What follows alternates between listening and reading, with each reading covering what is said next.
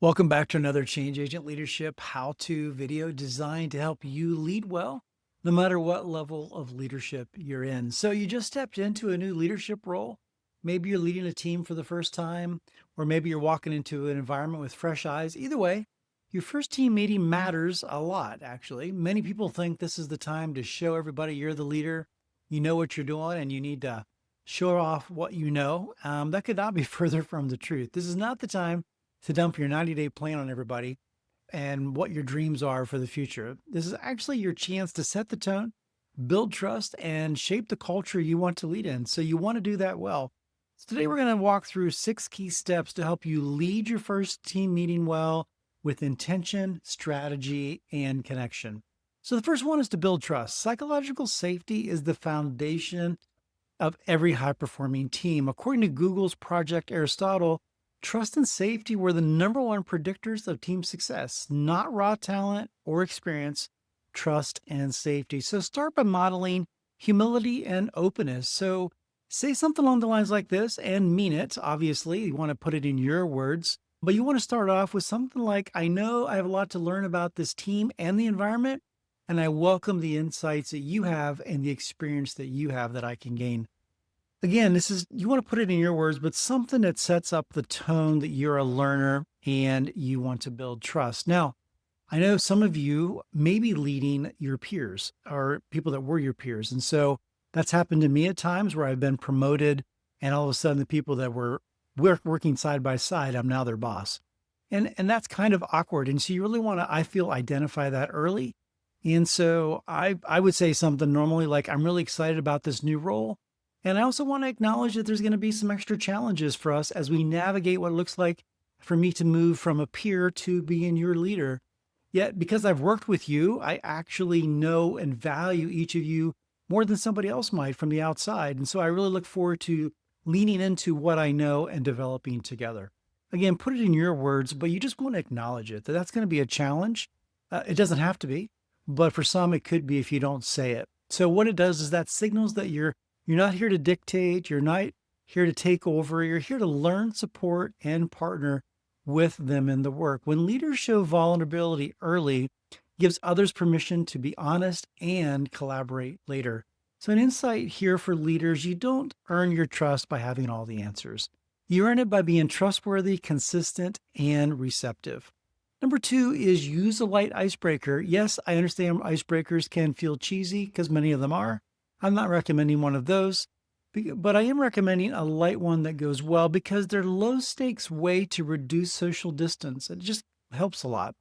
Especially research from MIT Human Dynamics Lab actually showed that team members who engage in even brief informal interaction communicate better during work itself. So try this. Here's one question. I don't think it's too cheesy. If you could trade jobs with anybody for a day, fictional or real, who would that be?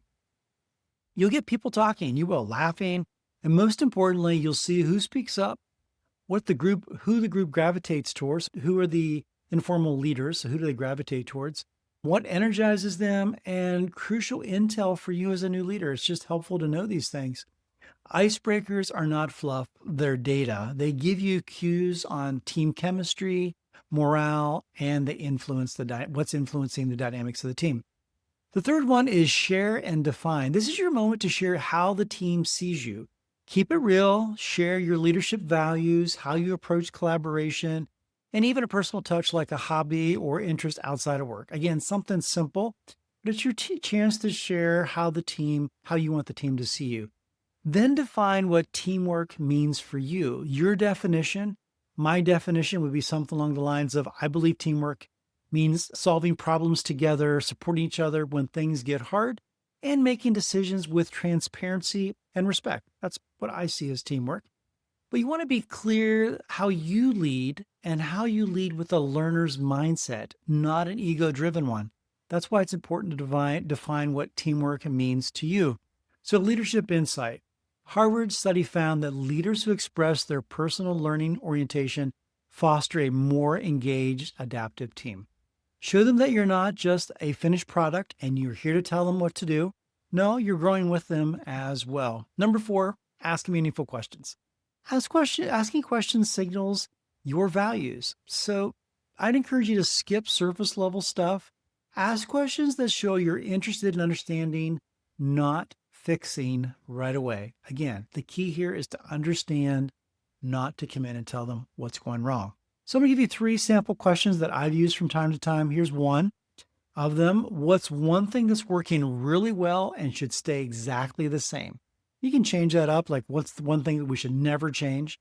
What is that? And so listen to what they say. 2, what's something that absolutely needs to change? So the exact opposite. So what needs to change? And then number 3, what's the best and the hardest part of working here?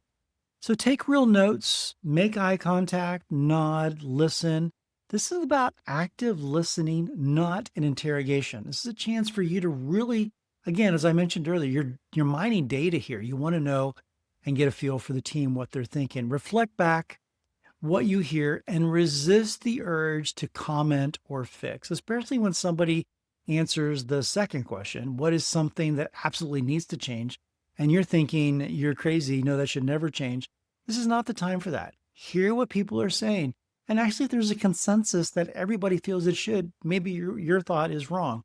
Again, you're gathering information. A leadership insight here is, according to McKinney research, employees are more likely to feel empowered to do their best work when they feel their voice is heard. I mean, we all know that, right?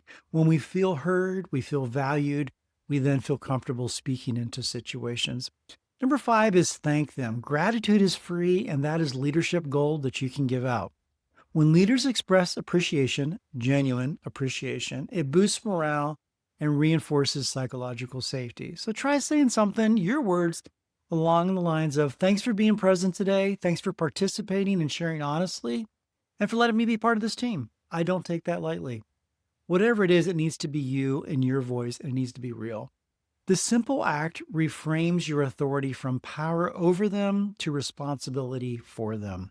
Leadership insight here is, teams with leaders who regularly show appreciation report significantly higher engagement and lower turnover. We all want less turnover. Number 6, close with interest. Say expectations without overwhelming people. And you want to say it and set them there. So you want to set expectations without overwhelming people. Let them know what comes next. You don't want to leave them guessing. So you might want to say something like, over the next few weeks or months, I want to meet with each one of you one-on-one. I want to learn how things operate, where we have gaps, and how I can support you best. It shows your interest to understand the systems that are happening before making changes, which then also builds credibility and goodwill. So leadership insight here, leaders who take the time to observe before acting avoid missteps, reduce resistance, and create stronger alignment down the line. All of us have experienced somebody coming in and just changing everything from day one. And many times some of that change is good, but we don't understand why they're changing it.